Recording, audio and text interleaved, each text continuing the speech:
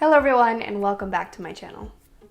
In today's video, I want to talk about how we can use our emotions to our advantage. Essentially how we can control our emotions, have more awareness over our emotions, and use them for what they're for.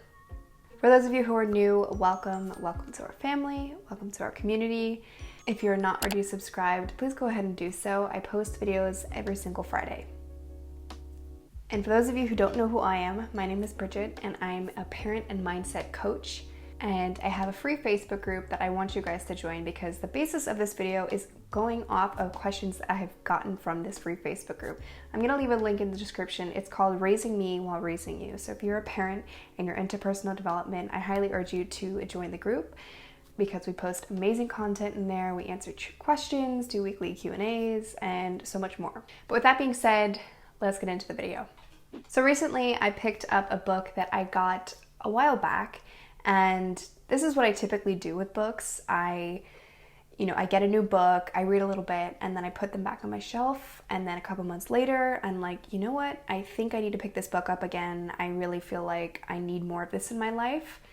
And then I pick it up again and I learn something new, and this was perfect for today's video and to answer questions that I've gotten in the group, because this book, called The Language of Emotions by Carla McLaren, describes emotions in a way where we can not only use them to our advantage, but think about them as physical essences of our lives, how we need all our emotions to work our village, so to speak.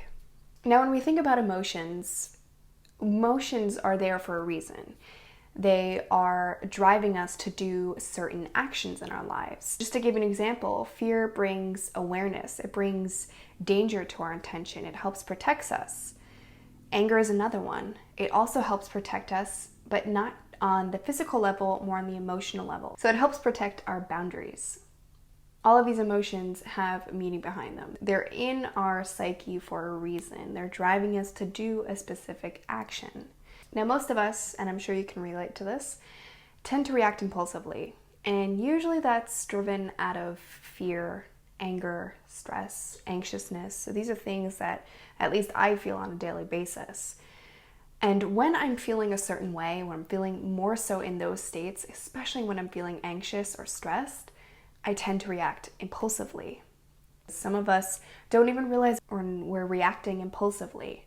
And we don't really realize the trigger behind it either.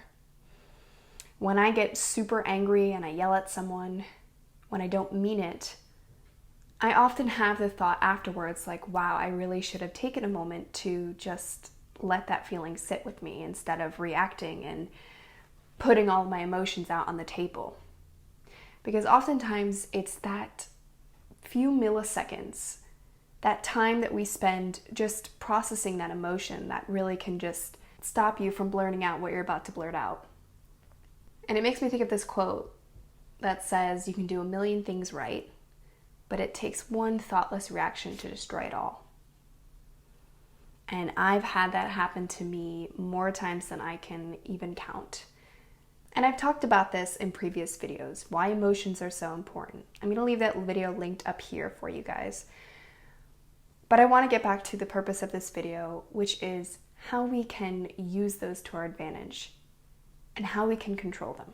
But I'm going to take a few steps back here and really try to emphasize why they are important, what they're used for, because we can't really figure out how to control them unless we know why they're there, unless we bring some awareness to it.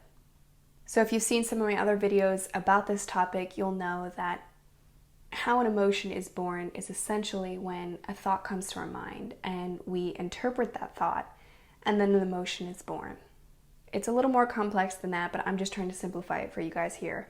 There's a series of steps that involve the creation of an emotion, and oftentimes it's that interpretation or label that we put on a situation that drives that emotion or drives the behavior behind the emotion. So we really need to revisit what these emotions mean and what they're trying to tell us.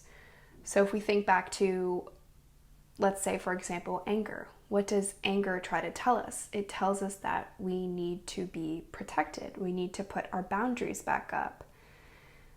And so the two questions that you have to ask yourself, sticking with that anger example, are what needs to be protected and what needs to be restored. So just to give you an example, say you're getting super angry because you just cleaned the house and you've been working all day, and then later on that day the house is destroyed, it's a mess, you're blaming your spouse, you're blaming your kids, you're blaming anyone that comes into your way, you're on a screaming fit. Instead of reacting with an impulse, we can ask ourselves those questions, take a minute and pause. I know that's really hard to do, especially when, you're stressed out over work, you're stressed out over the kids, you're stressed out over a million other things in your life that are happening right now. But let's take a minute and try to take a different perspective. How can we use this anger to our advantage? So what needs to be protected in this situation? Boundaries. Your boundaries need to be protected in this situation. What are you willing to do? What expectations do you need to create for yourself and for them? Is there something that you can implement so that this doesn't happen again? Is there something that you can do for yourself to walk away from this situation so that you don't react this way again? And what needs to be restored? Maybe your energy. Maybe you were too stressed. Maybe you need to take some time for yourself instead of addressing this thing that doesn't really need to be addressed in the moment. What can you do for yourself so that you don't react out of anger? Maybe you need to walk away. Maybe you need to figure things out. Just take a step back. Take time for yourself. Process it. Figure out what you can do instead of reacting this way. And when you get a clear sense of that boundary that you set up for yourself, you'll be able to honor the boundaries and individualities of other people in your life. So relationships won't be based on power struggles and conflict and enmeshment. But sometimes we fall into the trap of trying to repress those emotions. And I really don't want you guys to get confused here, because this is not what I mean by trying to control our emotions. I don't want you to repress those, because those can have a very different and negative effect as well. When you repress your emotion and you don't set up those boundaries and you enmesh yourself with too many people instead of pleasing yourself, you're trying to please others, something else happens where not only will you lose that sense of clarity, but you'll feel detached from yourself. And this is something that I can definitely speak on, because it's exactly what happened to me. When I let all my boundaries go and I didn't feel into those feelings that I was feeling, and I just ignored them and repressed them and became so engrossed with other people and wanting them to feel happy and joyful and all of those other things that I wasn't feeling, I was just pushing that under the rug, that I wasn't feeling that feeling that they were feeling. I wanted to please other people and make them happy, but at the same time, I was doing the very opposite to myself. And I want to mention that when we choose not to react and we choose consciously not to react, this is an act of mental toughness. Something else that I've talked about in a lot of other videos. All of these things that increase our awareness and increase our consciousness allows us to be more mindful.